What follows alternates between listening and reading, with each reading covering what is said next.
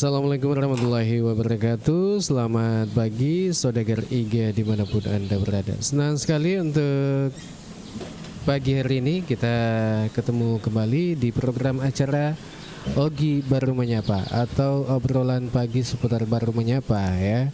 Di hari Kamis ya tanggal 27 November 2025 ya. Dan harapan kami mudah-mudahan Anda semua dalam keadaan sehat ya, sehat bersama dengan keluarga. Kemudian mungkin hari ini yang sedang bersibuk-sibuk atau menyelesaikan tugas-tugasnya atau pekerjaannya. Ya, selamat beraktivitas untuk Anda semua. Ya, mudah-mudahan aktivitasnya tetap lancar. Ya, dan semoga juga rezekinya bertambah. Ya, itu harapan kami dan tetap sukses selalu untuk Anda. Ya, seperti biasa di acara Ogi Baru Menyapa saya bersama dengan Bang Elo yang sudah standby di studio 2 saat ini. Ya, assalamualaikum Bang Ilo. Waalaikumsalam warahmatullahi wabarakatuh, Bung Alil. Selamat pagi, salam sejahtera untuk seluruh teman-teman ya, terutama yang sedang beraktivitas, baik yang mungkin juga ada saudara-saudara kita, sahabat Ande Tolan yang tengah sakit, Bung Alil. Ya, kita doakan ya, mudah-mudahan diberikan kesembuhan sehingga bisa kembali berkumpul bersama keluarga dan bisa beraktivitas kembali, Bung Alil. Karena kalau pagi-pagi begini ya mungkin ada juga yang sibuk-sibuk ini di kantor atau di tempat kerja ya, sambil mengikuti acara kita di pagi ini biasanya kan. Nah, ada juga teman-teman kita, apalagi yang saat ini lagi menonton, ya. Betul. Iya. Nah, diingatkan saja karena saat ini waktu sudah menunjukkan pukul 8:32. Ya, siapa tahu ada yang saat ini mungkin ada janjian. Biasa tuh elek-elek, kadang ya lupai, kadang dilupa janjinya. Nah, kita ingatkan ya supaya ya jangan lupa diingat. Siapa tahu ada yang kelupa ya, siapa tahu hari ini ada janjian dengan teman atau sahabat.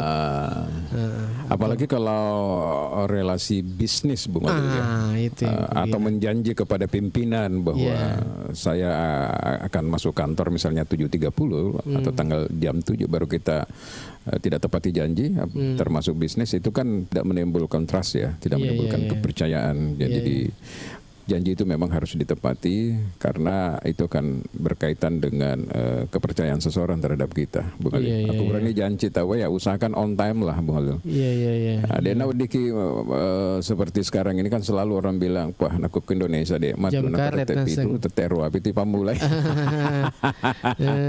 Tidak boleh dibudayakan seperti itu. Biarlah yang lain, tapi kita harus memberikan contoh yang baik, Bung Ali, seperti itu. Iya, karena biasa itu ada memang kadang orang dia bilang cinampe pi i loka pak tetet napet tek siaga he.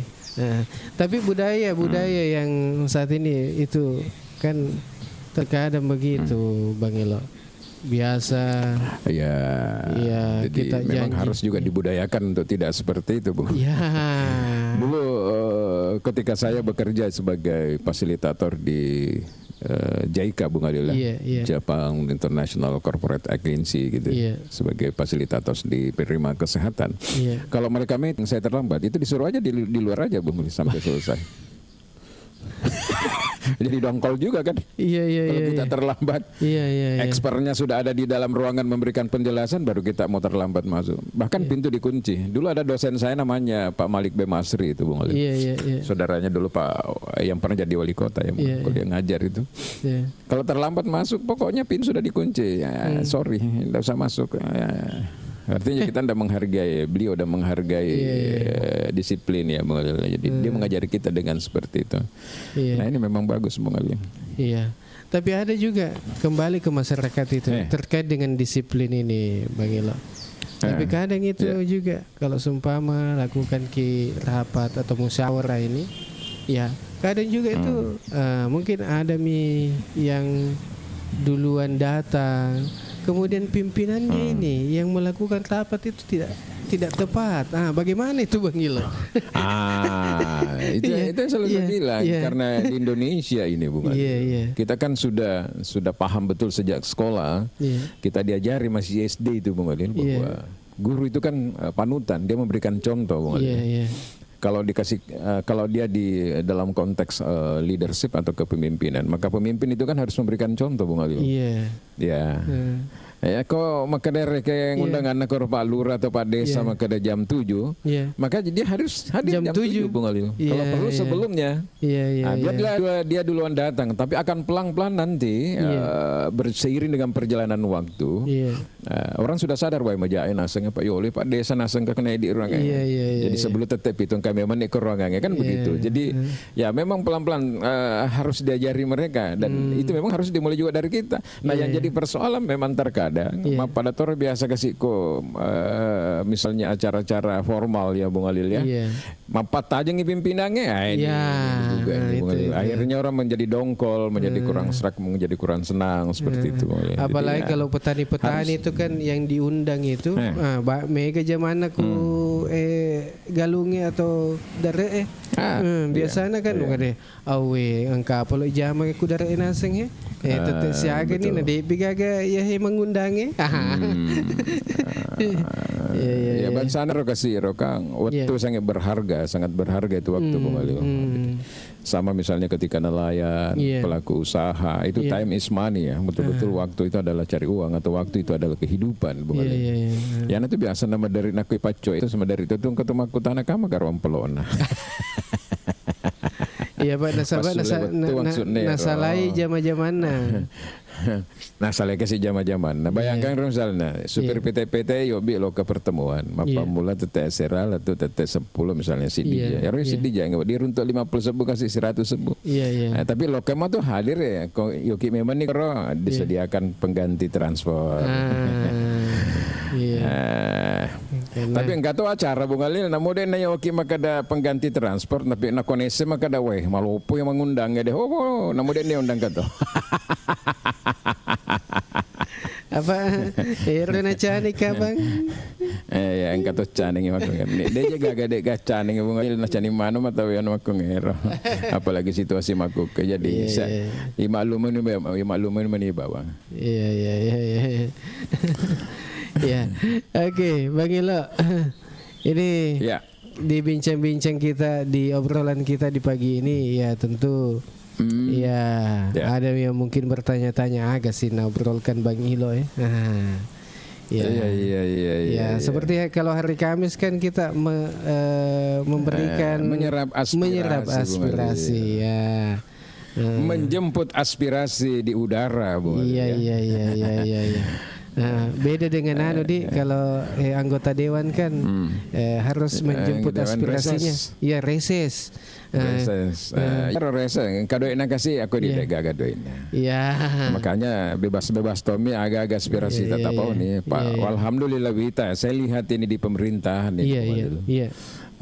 Kalau ada didengar hal-hal yang sifatnya masukan yang positif dari obrolan ini, napu gau mah kita. Iya. Napu gau Bang diimplementasikan. Jadi menurut saya ya satu hal yang bagus. Engkau honor kira-kira 10 kapan nyusulkan engkau lupa lakukan. Alhamdulillah Bang. Alhamdulillah.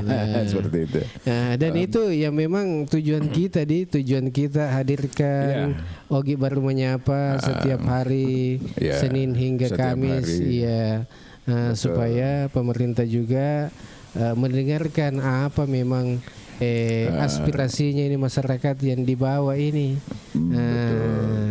Jadi bukan hanya pemerintah, Iya. Bung Halil. Iya. Jadi semua stakeholder kayak Forkopimda, Iya. kepolisian, Iya. kehakiman, pengadilan dan sebagainya, kejaksaan, Iya. kemudian DPR dan private sektor ya, sektor swasta ya. Semua bisa mendengarkan dan ambil manfaatnya. Iya. Ada kemarin itu yang sampaikan saya kan ini sempat Kak Jopa. Kemudian ada yang sampaikan Bang Ilo. Itu Bung Alil, kita coba sampaikan juga itu terkait dengan ini yang biasa di SPBU yang parkir itu. Ada kan banyak terontong itu namanya kayak itu. Iya, Bang Alil. Mobil terontong itu yang biasa parkirnya sampai di jalan tidak masuk ke lokasi atau di SPBU situ di parkir. Nah itu kan yang sangat membahayakan katanya bagi pengendara bagi roda 2, roda 4 juga terkait begitu. Jadi ya itu juga mungkin yang bisa disampaikan. Jadi mudah-mudahan pihak terkait yang menangani seperti ini ya terkait dengan apalagi yang parkir itu di badan jalan itu Bang Ilo. Kan biasa itu ini yang membahayakan bagi pengendara roda 2, roda 4 juga. Ini kan sangat berbahaya. Tapi kalau begitu menurut bagaimana Bang Ilo? Ya. Sepanjang faktornya Bung Alil, bukan faktor mereka ngantri di pom bensin ya, untuk beli solar atau beli BBM ya. Tapi kalau mereka di luar antri, memang mereka sengaja parkir karena kebetulan area parkir di dalam SPBU itu sudah penuh, lalu dia parkir di badan jalan. Itu menurut saya yang perlu diatur. Mereka yang memang konsepnya seperti itu, mestinya dia parkir di ruas jalan atau di daerah rest area Bung Alil yang memang sudah disediakan oleh pemerintah. Karena memang bisa menimbulkan risiko kecelakaan lalu lintas Bung Alil ya. Contoh misalnya di daerah-daerah Malusetasi ke bawah itu mulai dari Kupa dan seterusnya itu banyak sekali truk-truk itu yang parkir. Nah sayang sekali truk-truk yang parkir ini kan tidak memasang tanda-tanda lalu lintas misalnya bahwa mereka parkir gitu. Nah yang membahayakan itu adalah mobil dari arah belakang yang lajunya tinggi itu bisa saja menabrak itu Bung Alil. Saya ingat beberapa tahun lalu Bung Alil waktu sering di SPBU Gares itu parkir mobil seperti itu. Banyak kejadian lalu lintas anak-anak baru terutama di Kota Baru ini Bung Alil yang pulang dari perbatasan itu di Butung. Banyak ada beberapa yang meninggal itu hanya karena nabrak mobil parkir, truk parkir itu Bung Alil. Coba bayangkan kalau RS King dengan kecepatan di atas 80 tiba-tiba nabrak itu. Ya mungkin sudah pengaruhnya barangkali juga karena mungkin lagi miras juga mungkin Bung Alil ada 5%, 10% di dalam tubuh ya. Tetapi menurut saya ya ini harus menjadi catatan barangkali untuk lalu lintas perhubungan untuk segera memperluaslah kalau perlu rest area memang untuk mereka parkir Bung Alil. Tapi kadang juga itu Bang Milo ini terkait dengan itu yang parkir atau mengantri di SPBU juga itu katanya. Itu kan sampai di belakang di area jalan raya, di jalan poros. Ini kan sangat berbahaya bagi pengendara juga. Mal lebih rekener, mal lebih poncin. Karena kalau badan jalan itu bagaimanapun berusaha untuk menepi terlalu di pinggir, tetap mengambil badan jalan benar. Bisa tidak. Karena mereka juga takut terpelosok ke kiri kan. Apalagi biasanya tanah yang ada di sebelah kiri itu lentur. Jadi struktur tanahnya kurang bagus ya. Sehingga bisa juga mobilnya terguling atau apa. Jadi memang dia harus mengambil jalan itu ya 1/4 lah atau kurang sedikit dari itu. Yang jelas posisinya sudah ambil badan jalan. Kemudian saya sampaikan juga itu biasa pernah ketemu juga itu Bang Elo pihak lantas ini bilang Kak kenapa itu tidak diberikan apakah itu seumpama yang parkir itu di pinggir jalan kemudian tidak memberikan tanda-tanda itu Dia bilang, weh susah Pak. Nah, kenapa ya?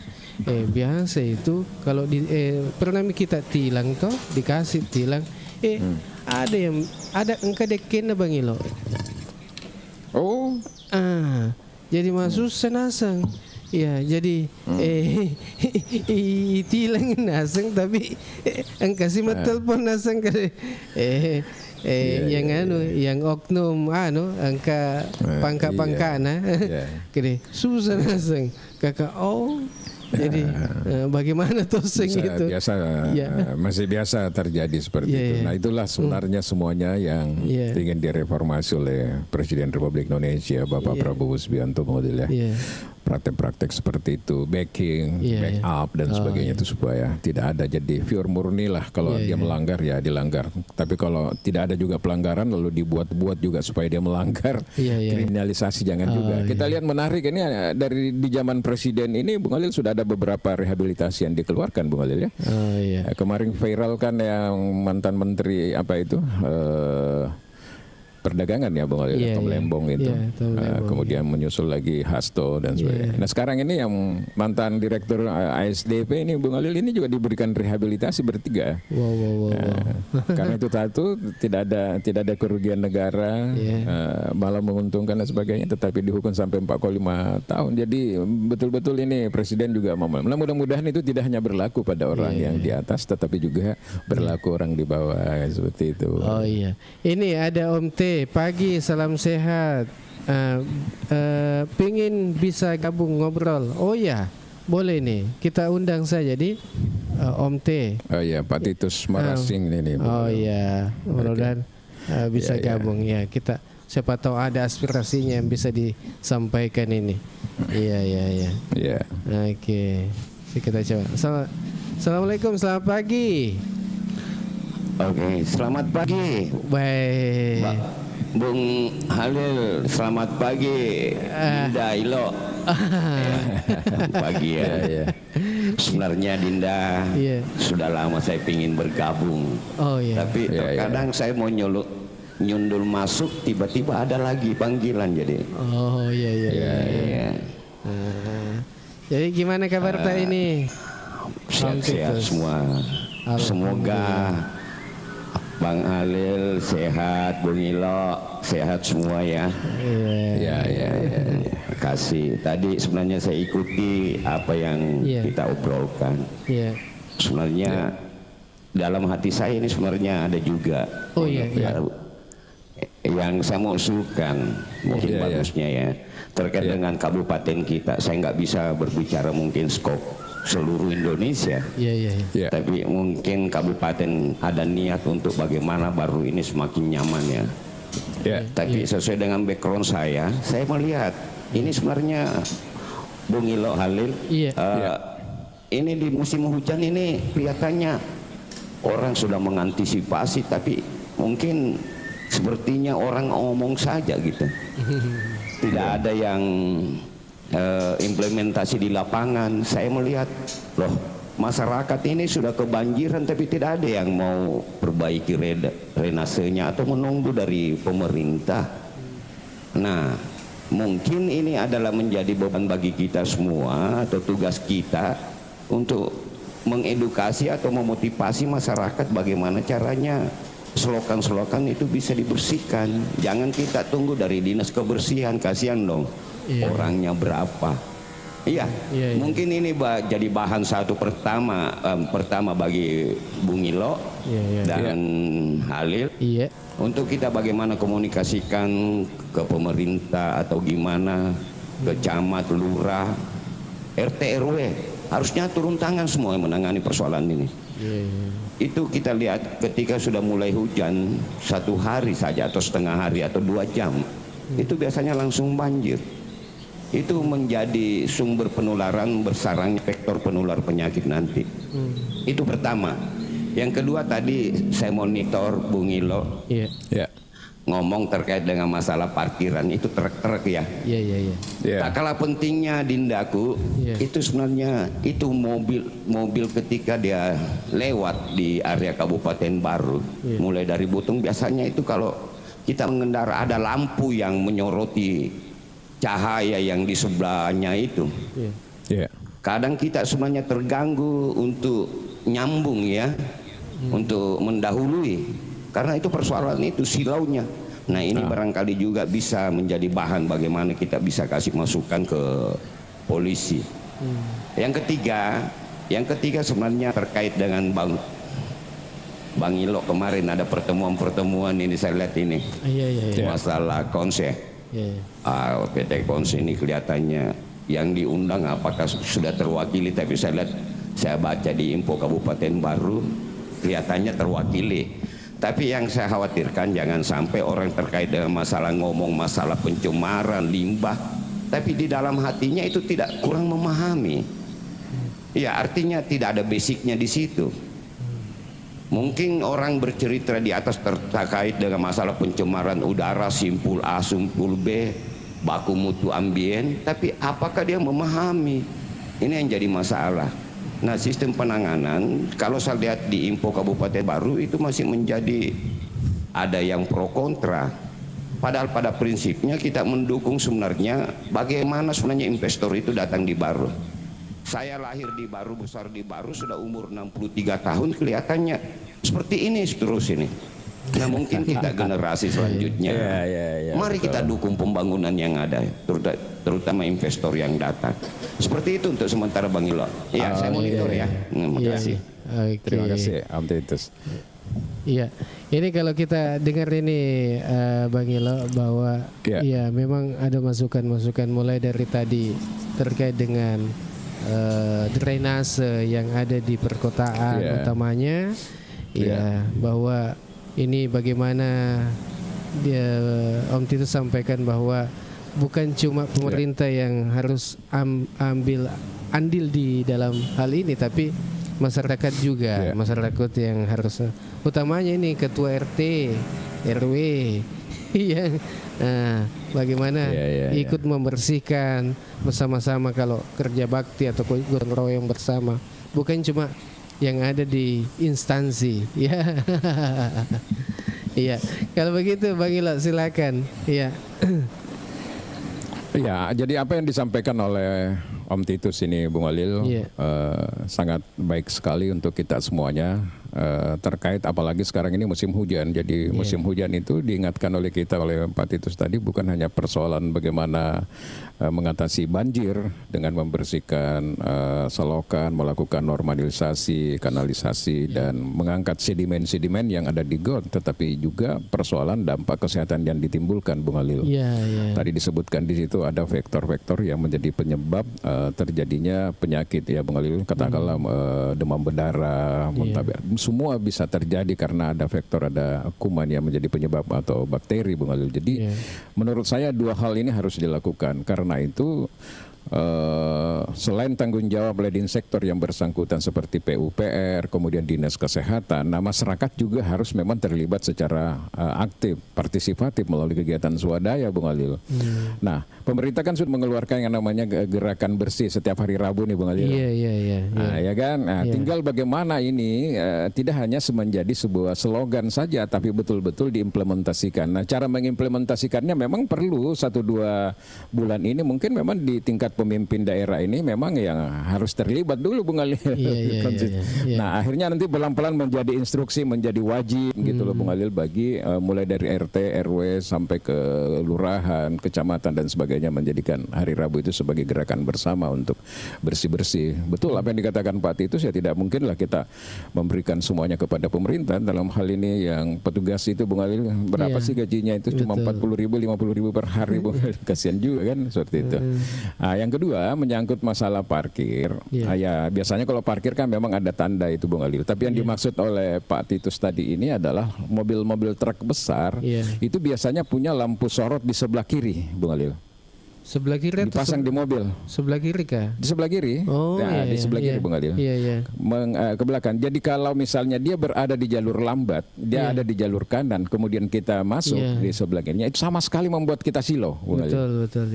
Silo, tidak kelihatan itu dari depan itu jalan. Kalau ada lubang atau ada mobil parkir, waduh kasihan, ampun kita. Oleh karena itu menurut saya Dinas Perhubungan ya Bung Walil dan lantas ini lalu lintas harus ada operasi seperti itu. Jadi ketika ada operasi diperhatikan juga itu lampu-lampu sorotnya mereka karena ini memang sangat mengganggu Bung Ali. Selain perlengkapan yang ada seperti misalnya perlengkapan obat, tanda-tanda lalu lintas ketika ada masalah di tengah jalan itu kan yang ada warna-warna spotlight itu Bung Ali ya, supaya orang bisa lebih jelas. Kemudian terkait dengan tadi ya, katakanlah kita membahas tadi tentang apa yang dilakukan kemarin mulai dari diskusi publik, kemudian dilanjutkan lagi terkait dengan konsultasi publik ya Bung Alil ya, terkait dengan AMDAL ya, analisis dampak lingkungan dan sebagainya itu kemarin ya, menurut saya apa yang disampaikan juga benar bahwa ketika kita ingin berbicara lingkungan, dampak dan sebagainya, maka kita juga harus memiliki pemahaman yang cukup.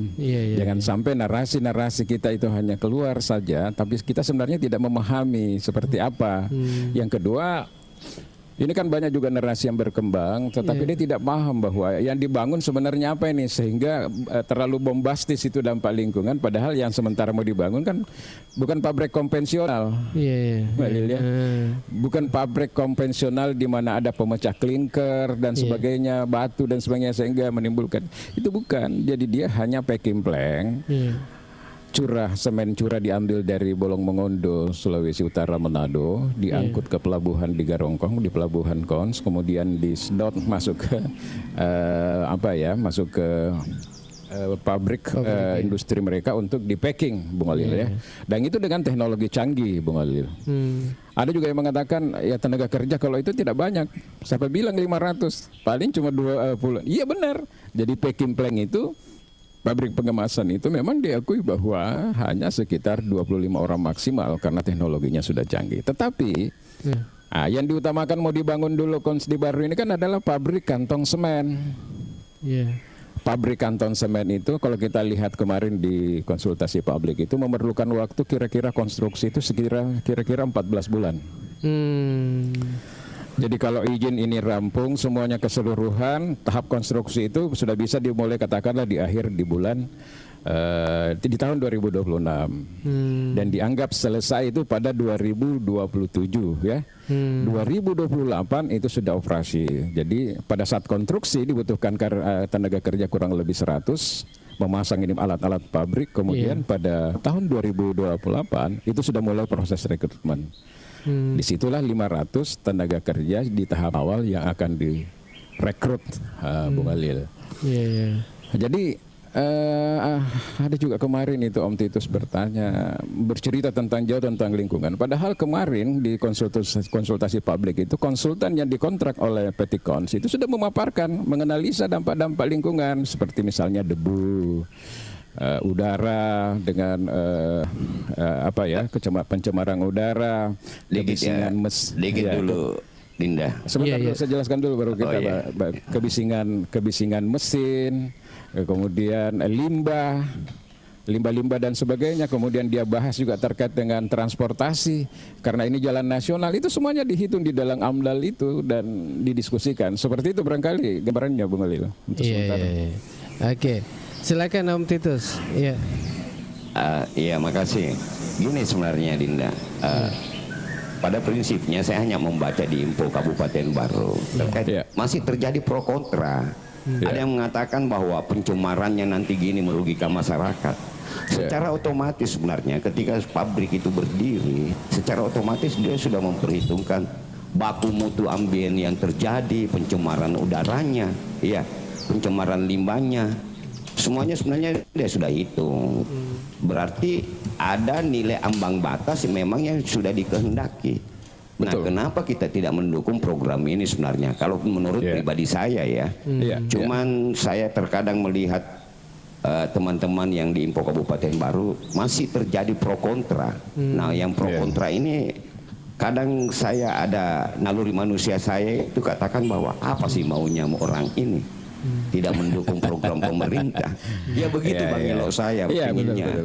Nah, tidak mungkin serta-merta orang membangun di area yang besar seperti itu di tengah-tengah masyarakat kalau dia tidak memperhitungkan tingkat pencemaran dan risiko dampak lingkungan yang terjadi. Ya. Nah, ini barangkali satu momen yang kita bisa sampaikan Ya. kepada masyarakat atau apalagi kepada teman-teman yang terjadi masih kontra terhadap pembangunan Ya. ini, rencana Ya. ini. Ya. Nah, kapan sebenarnya? Yang kedua, saya juga sebenarnya jangan pernah berhenti, Bang Ilo, Dinda Halil, berhenti untuk bagaimana menyuarakan nilai-nilai kebaikan di kabupaten kita. Kita sebenarnya ini adalah generasi penerus.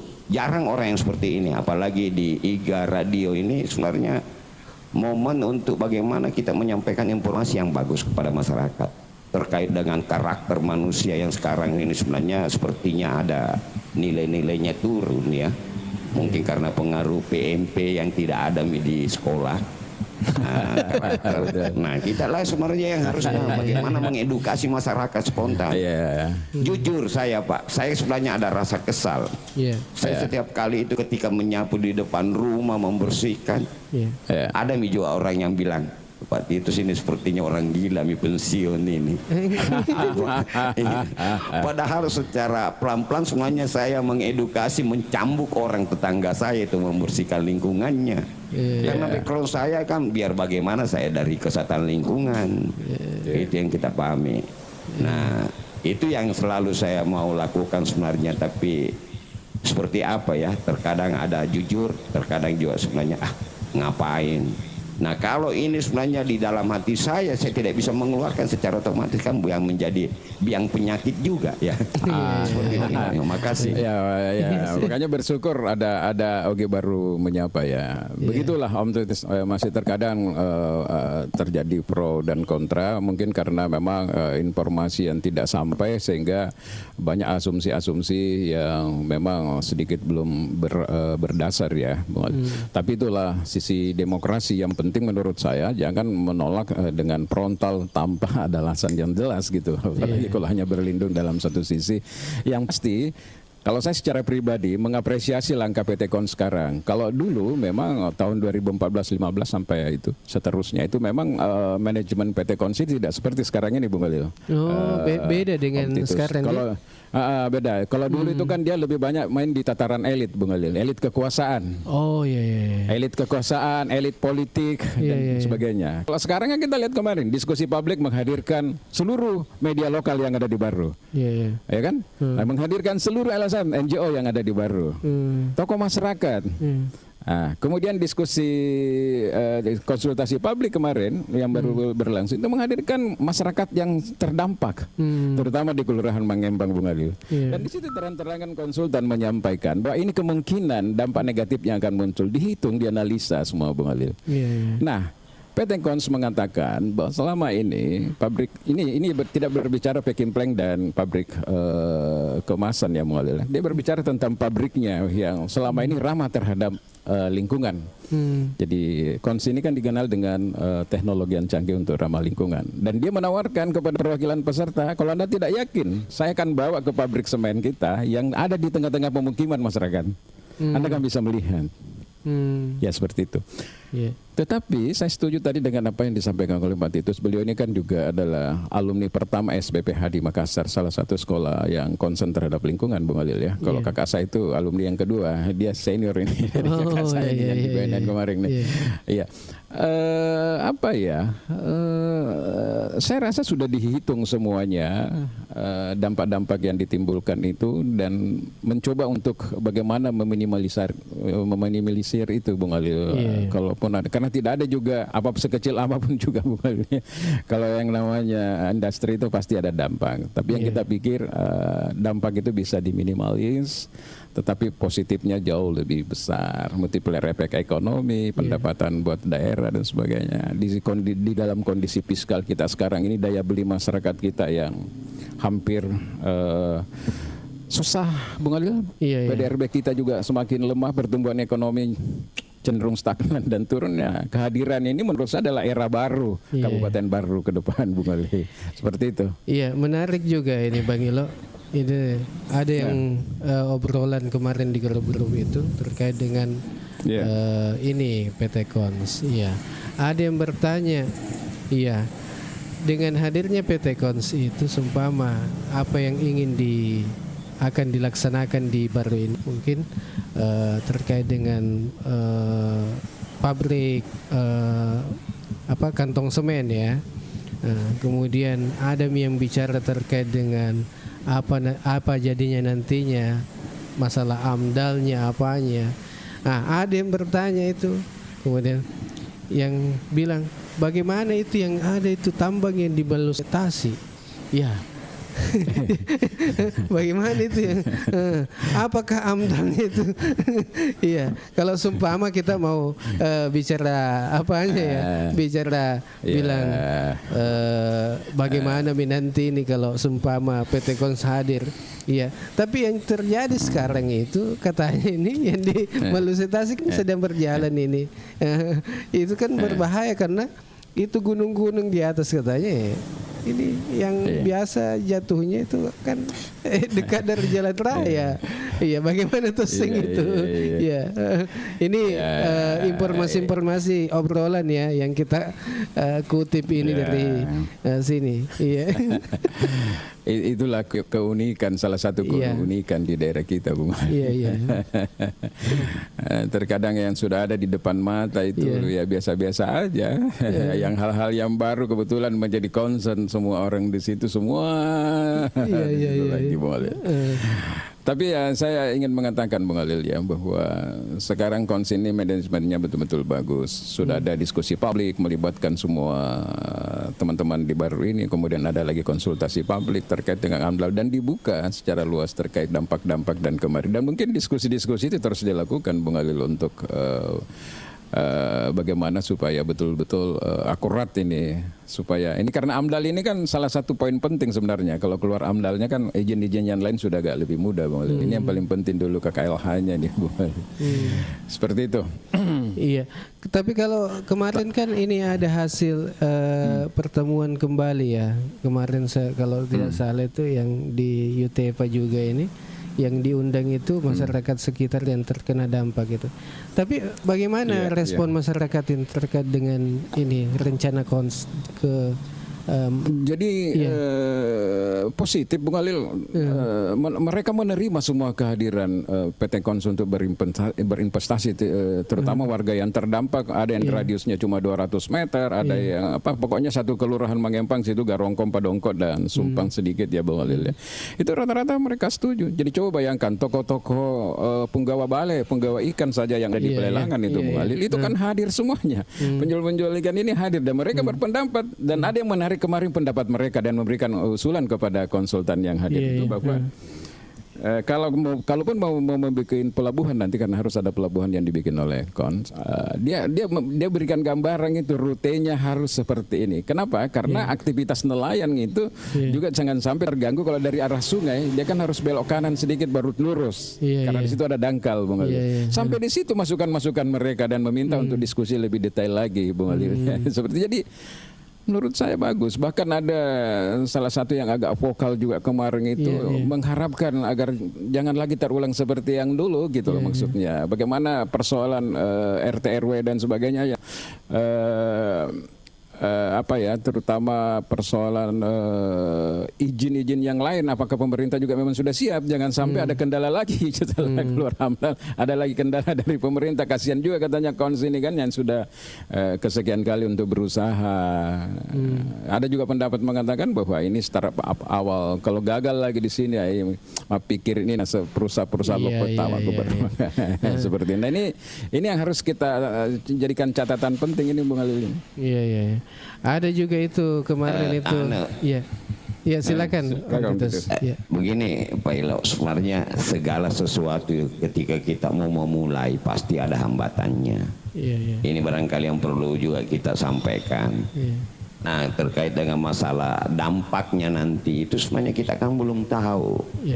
Teori yang kita katakan ini sebenarnya yang kita lemparkan itu pada prinsipnya sudah memungkinkan baku mutu pencemaran, limbahnya yang seperti itu. Nah, kalau sebenarnya masih terjadi pro kontra sekarang, bagaimana caranya kita tetap jalan ya. Namanya manusia pasti seperti itu yang kejadiannya. Yang tadi saya simpatik dengan kejadian yang ada di Palandro ya, tambang galian C mungkin yang bilang. Iya. Bung Halil tadi bilang, inilah sebenarnya rancunya juga sebenarnya masalah. Izinnya itu diurus di provinsi, tapi pengawasannya di tingkat kabupaten. Ini menjadi PR bagi kita semua. Saya begini, sebenarnya ada beberapa lembaga orang muda ya, organisasi orang muda ya yang di kabupaten kita. Bagaimana kita itu sebenarnya mengedukasi dia atau belajar untuk bagaimana caranya memitrai, menjembatani untuk menyampaikan ke tingkat-tingkat yang di atas, lebih di atas lagi. Mengusulkan, bahkan kalau bisa dia mengusulkan bagaimana caranya jangan di sana diurus tapi pengawasannya kurang. Ini yang menjadi masalah. Saya masih tahu juga sebenarnya. Saya kan juga pernah di dinas lingkungan hidup ya, apalagi di bidang pengawasan peningkatan kapasitas lingkungan. Itu sebenarnya yang terjadi. Nah, menjadi pro kontra juga bagi masyarakat. Cuman harusnya penambang juga itu mengetahui ketika SOP-nya seperti inilah yang kita harus lalui. Terkadang juga ada memang sebenarnya kita melakukan suatu kegiatan, mungkin SOP-nya seperti ini, tapi itu kita lewati, tidak melalui rel yang ada, akhirnya merusak terjadi dampak ke lingkungan yang ada, apalagi oleh masyarakat. Ini membuat lagi masyarakat ngoceh. Nah, seperti itu ya. Bang Ilo, mohon maaf, saya mau turun. Ini berapa kali telepon masuk ini, penganut saya lihat nelpon saya. Oh iya. Ya makasih banyak ini Om Titus. Iya. Nanti saya akan selalu ikut lagi di IGF ini. Saya terima kasih atas atensinya semua ya. Salam sehat. Iya, salam sehat. Terima kasih. Selamat pagi. Selamat pagi. Iya. Ini Om Titus juga ya sudah bergabung. Terima kasih banyak atas partisipasinya di pagi ini. Ya, banyak informasi-informasi yang kita dapatkan ini yang dan ini ada Bugis Ji yang komentar di bawah ini. Kons hadir, aura positif muncul, tetapi waspada saat penerimaan tenaga kerja lokal banyak titipan. Nah, ini juga katanya banyak titipan biasa kalau ada begitu, Bang Ilo. Iya. Iya. Kita lanjut, Bang Ilo. Iya. Apa yang disampaikan tadi ini Om Titus ini terkait dengan yang ada di Palandro ini, ya katanya yang galian C ini, tambang galian C yang biasa urusannya itu di provinsi, ya tapi pengawasannya itu di kabupaten katanya. Iya. Nah, ya begitulah Bung Halil, karena kelihatannya ini kan konsep desentralisasi fiskal termasuk yang selalu didengung-dengungkan oleh Pak Rias Rasid, salah satu pencetus otonomi daerah. Sepertinya memang kelihatannya setengah hati, Bung Halil ya. Jadi dibuktikan banyaknya kegiatan-kegiatan atau sektor yang kembali ditarik di provinsi atau di pusat. Contoh misalnya perikanan, Bung Halil ya. Sektor perikanan itu ditarik lagi ke pusat sehingga daerah tidak bisa berbuat banyak, terutama dari segi pengawasan, karena itu tidak menjadi kewenangan mereka, sehingga pemboman ikan, pukat harimau, pukat troll, misalnya pembiusan masih terjadi di mana-mana. Contoh nyata kita bisa lihat. Saya kemarin datang ke pelelangan ikan di Sumpang Binanga itu, Bung Halil. Saya saksikan di sana bagaimana itu semrautnya bangunan yang sudah ada di sana, katakanlah sudah menjadi tidak layak, Bung Halil. Pelelangan yang sebenarnya berada di sektor kota kita ini dekat dengan pemukiman, tapi kondisinya sudah tidak layak, Bung Halil. Ini sudah harus diperbaiki sebenarnya untuk kenyamanan, baik kenyamanan daripada penjual ikan, nelayan, kenyamanan juga untuk para pengunjung yang langsung membeli ikan di sana. Nah, persoalannya adalah itu sudah menjadi kewajiban dari provinsi. Coba bayangkan, Bung, parkir itu dipungut oleh provinsi. Kalau saya baca karcisnya itu saya bayar 5.000. Itu Sulawesi Selatan itu, Bung, ya. Ada parkir di situ. Katanya ada petugasnya perikanan provinsi yang ditugaskan 1 orang untuk. Tetapi untuk membangun kembali itu kita berharap besar dari provinsi. Seandainya dia menjadi kewenangan daerah, maka daerah tidak sulit karena dia bisa langsung melakukan eksekusinya. Kita punya anggota DPR provinsi nih misalnya, katanya sudah pernah pergi meninjau, tapi sampai sekarang juga tidak ada implementasi. Entahlah kalau tahun 2026. Oleh karena itu menurut saya ini juga menjadi persoalan kita di dalam berbangsa sebenarnya, terutama dalam sistem pemerintahan kita. Contoh sekarang di era efisiensi anggaran, katanya dibatasi orang untuk perjalanan dinas ke Jakarta kemana gitu, karena efisiensi anggaran tidak penting menghabiskan sejauh daerah. Tetapi semua kebijakan-kebijakan strategis, semua kebijakan-kebijakan strategis ada untuk dapatkan kue pembangunan ada di Jakarta. Jadi butuh di kementerian dan lembaga. Akhirnya bupati, kepala dinas, kepala bin rame-rame lagi nongkrongin ke Jakarta, Bung Alil. Akhirnya apa yang terjadi? Tetap juga tidak bisa efisiensi dari sisi perjalanan dinas. Nah, artinya kan tidak konsekuen sebenarnya, tidak komitmen dengan itu. Padahal mestinya ya kalau ada urusan begitu ya daerah tidak usah lah turun. Nanti timnya dari Jakarta yang turun di sini atau apa. Tapi sekarang istilahnya sekarang rame-rame lagi jemput bola. Kalau nggak jemput bola nggak dapat apa-apa. Coba bayangkan itu. Jadi ya kita juga kadang mengatakan ya wajar juga mungkin kalau memang perjalanan dinas itu tinggi karena sentralistik masih lebih kental sekarang ini terjadi, Bang Ali.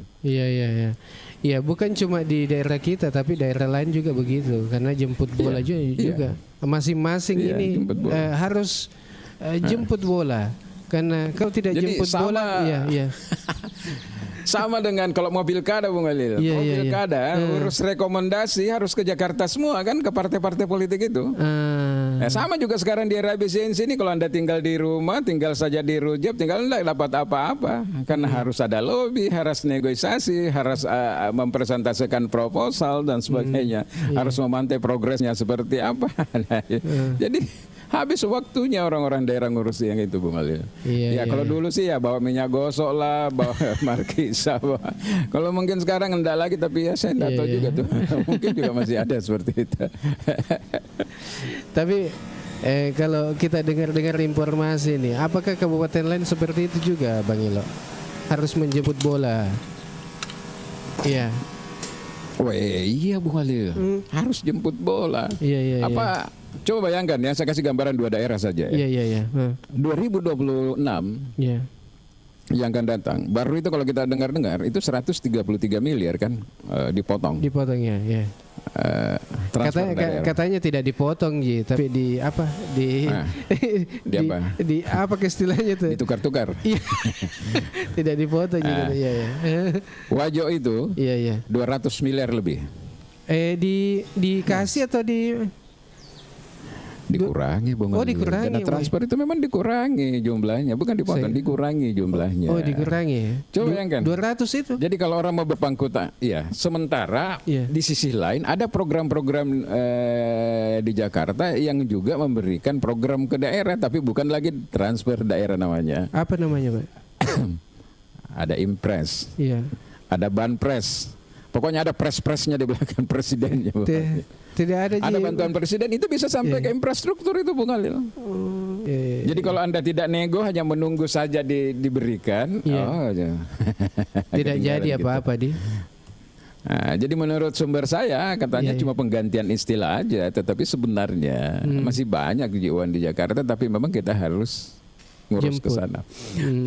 Jemput bola. Yang kedua, daerah tidak boleh mengandalkan lagi kemampuan internal mereka. Dia harus kolaboratif, Bung Alil. Jadi kolaboratif di era efisiensi anggaran ini jangan hanya menjadi simbolistik ucapan atau statement, tapi memang harus dibuktikan. Saya kasih gambaran kenapa di Wajo misalnya pembangunan infrastruktur bagus baik jalan provinsi maupun jalan-jalan daerah. Karena itu terjadi integrasi kolaboratif yang sangat bagus antara pemerintah daerah dengan anggota-anggota DPR RI yang ada di sana, Bung Alil. Jadi terlepas dari partainya apa, enggak peduli kayak ini kepentingan daerah. Ini kerjasama rekena. Kerjasama. si bantu-bantu Iya. gitu. Contoh misalnya dari ini bupatinya kan belum ada partai nih. Iya, iya.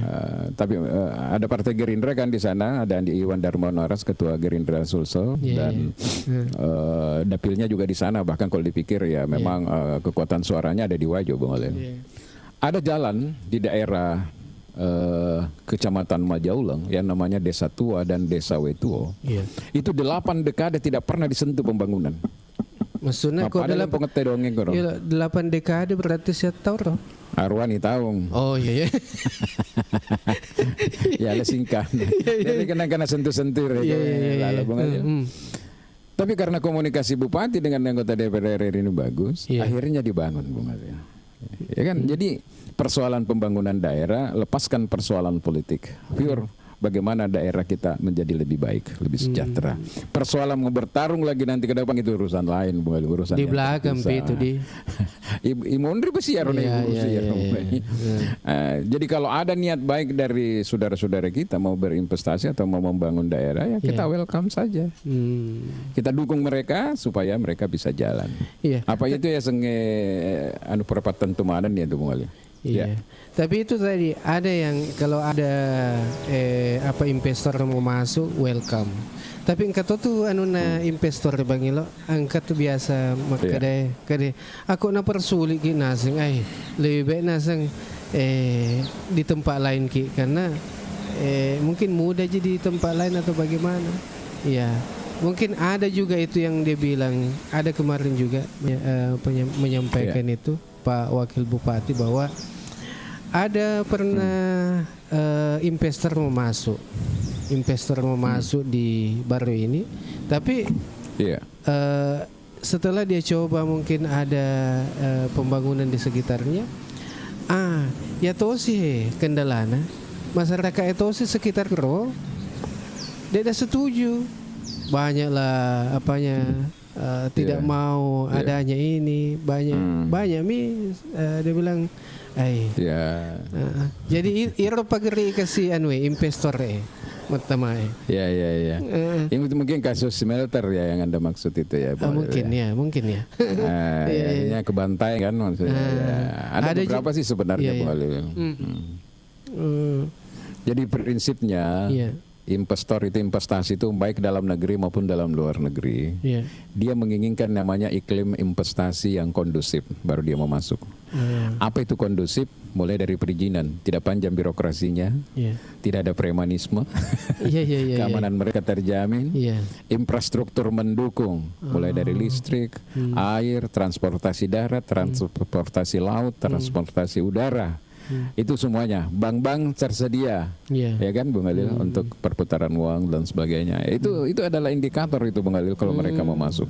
Tapi kalau belum apa-apa mereka udah dipajaki, dimintai saham lah, dimintai apalah dan sebagainya. Mereka berpikir untuk mencari daerah lain yang mana bisa menerima dia.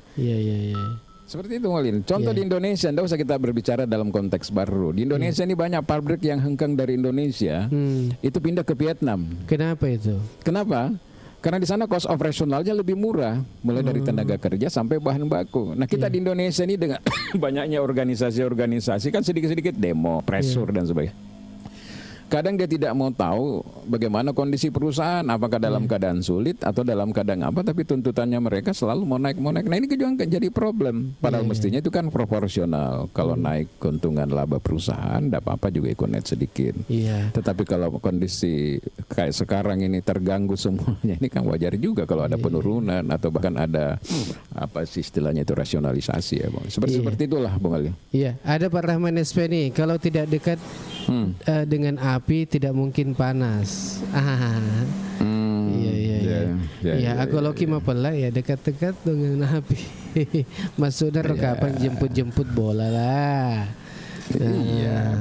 Pak Rahman, gimana Mi soal pasar kayaknya viral di medsos? Oh, pasar mana ini? Pasar Takalasi apa? Pasar mana? Iya, viral di medsos Oke, gimana kabar ini Pak Rahman SP?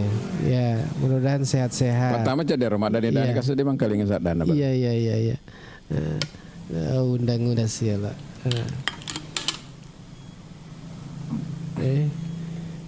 sudah saya undang ini. Mudah-mudahan diterima. Ya, supaya kita ngobrol di pagi ini. Iya. Itu menarik juga ini terkait dengan apa ini yang tadi itu tambang galian C. Ya. Kemudian yang aktivitas pertambangan yang dilakukan ini tanpa izin, ataukah ada izinnya tapi makasola sih? Ya. Jadi memang Bung Walil, jadi meskipun itu nanti segala proses perizinan sudah lengkap dan mereka beroperasi, tetap monitoring dan pengawasan itu harus dilakukan. Bisa dilakukan oleh pemerintah, leading sektor terkait. Karena itu tadi harus dipantau terus itu, Bung Walil. Ya, jadi bahkan kalau biasanya pihak perusahaan terbuka, dia akan memberikan progres itu misalnya per 1 kali 6 bulan, bagaimana dampak-dampak yang ditimbulkan, bagaimana penanganannya dan sebagainya. Jadi tanpa menunggu laporan dari masyarakat kalau ada gugatan dan sebagainya, dia harus rajin itu sebenarnya. Jadi harus ada keterbukaan, harus ada juga kejujuran dalam hal itu. Jadi sebenarnya bukan berarti ketika sudah ada izin persoalan sudah selesai, tidak. Tetap harus ada pengawasan, Bang Ali, harus progres. Iya, pengawasan dalam bentuk apa itu Bang Ilo? Kalau pengawasan terkait dengan apa yang menjadi klausal di dalam AMDAL itu, apakah betul-betul diimplementasikan dengan baik, terutama misalnya penanganan limbah, penanganan limbah, apakah itu betul-betul dilakukan, misalnya sesuai dengan apa yang ada di dalam AMDAL misalnya tentang penanggulangan untuk meminimalisir itu, kan ada yang bisa ditoleransi, misalnya katakanlah polusi udara, ada kan toleransi yang bisa, itu yang akan diuji terus, dimonitor gitu loh, seperti itu. Ya. Oke, selamat bergabung ini untuk Anda yang sudah bergabung di IG Radio di acara Ogi Baru Menyapa. Ya, bersamaan kita semua di tap-tap layar. Mudah-mudahan bisa tap-tap layar kemudian atau dibagi-bagikan ke teman-teman ya supaya lebih banyak mengikuti acara kita di pagi ini. Ya. Dan untuk Anda semua yang saat ini sudah bergabung juga di YouTube, kemudian di Facebook juga, selamat bergabung. Ya, selamat mengikuti acara kita di pagi ini. Ya, mudah-mudahan sehat-sehat semua. Ya, selamat menjalankan aktivitasnya di pagi ini. Ya, Bang Ilo, kayaknya kita sudah di jam 9 lewat 27 menit ya. Jadi mungkin ada informasi-informasi yang ingin disampaikan dari obrolan kita di pagi ini. Iya. Sebelum kita tutup Bang Ilo, kita simpulkan ini. Ada yang bertanya ini Bang Ilo. Kemarin itu bahwa terkait dengan KONS. Apakah pemerintah ini welcome terhadap KONS? Yang menjawab sebenarnya itu paling pas itu adalah pemerintah, Bung. Saya bukan wakil dari pemerintah. Itu bisa bilang Kak. Jangan sampai saya memberikan tanggapan, saya dikritik lagi, Bung. Senilai Pak Ilham ini sebenarnya apanya KONS gitu kan? Padahal saya ini memberikan ulasan-ulasan tentang karena kebetulan dalam lembaga kami itu Mualil selama berpuluhan tahun memang konsentrasi di upaya menciptakan iklim usaha dan investasi yang kondusif di Sulawesi Selatan. Jadi apa yang menghambat dan sebagainya itu kita kaji sehingga katakanlah di 11 kabupaten di Sulawesi Selatan yang pernah didampingi oleh IAS itu semua sekarang sudah punya mall pelayanan publik, Bu. Termasuk baru ya. Terpisah-pisah. Termasuk baru lah, tidak boleh dilupakan sejarah itu. IAS ada di situ mulai dari periodenya Borum. Kalau saya malah ingin mengatakan saya harus hormat kepada Borum itu, Bung Khalil. Beliau saklek begitu, tapi cepat ambil keputusan. Begitu saya bilang saya mau bikin mau mengintegrasikan semuanya nih perindak, ekonomi dan semuanya satu saja izin, kemudian satu yang tanda tangan, tinggal butuh gedung. Tidak ada masalah Pak Ilham. Saya pilih antara gedung Kartini dengan yang KSU milik bersama yang ada di sana kan.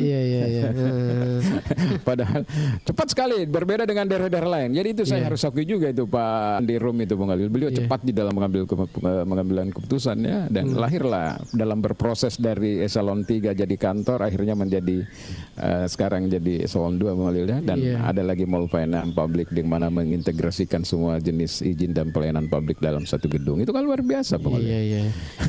Sebenarnya juga mungkin kita butuh mau tahu ini apakah pemerintah daerah dalam hal ini ya menerima kah atau bagaimana? Kan itu belum kita tahu.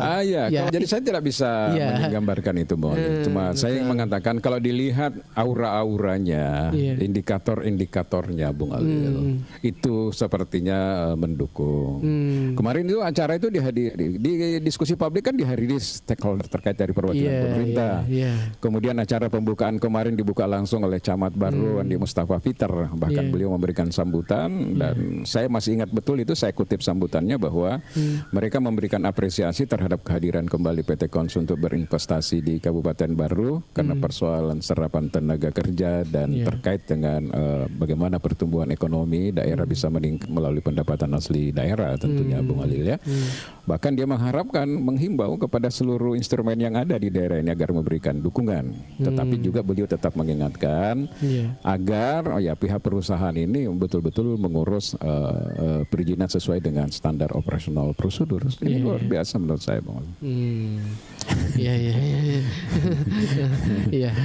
Oke. Tapi saya harus stressing juga di sini, Bung Alil. Kalau dulu itu kelihatannya tahun-tahun sebelumnya ya, Kons itu lebih banyak tadi katakanlah saya katakan bahwa ada di jajaran elit kekuasaan dan elit politik ya, artinya berangkat ke Cina, semua anggota DPR, kemudian nah sekarang ini berbeda Bung Alil. Skema Kons sekarang ini betul-betul partisipatif dan dia lebih terbuka untuk menerima masukan. Indikator 2 sederhana sekali. Diskusi publik luar biasa kemarin dinamikanya Bung Alil hadir sendiri. Kemudian konsultasi publik lagi hadir lagi Bung Alil. Jadi saya pikir mereka sudah mengikuti proses-proses ini. Nah sayang sekali kalau niat yang baik ini kita tidak respon juga dengan baik Bung Alil. Seperti itu. Oke. Kesimpulan kita di pagi ini Bang Ila. Sebelum kita tutup. Kesimpulan kita adalah mari kita mencoba berpikir jauh ke depan. Bukan untuk kepentingan diri sendiri dalam segala hal, tetapi kepentingan generasi kita yang akan datang, termasuk bagaimana kita mencoba lebih ilmiah, lebih rasional di dalam menilai berbagai hal, gitu Bung Alil ya, supaya objektivitas itu tidak dipengaruhi oleh subjektivitas. Kan seperti itu Bung Alil. Seperti itu dan kita berterima kasih acara ini masih tetap berlanjut dan salah satu manfaat dari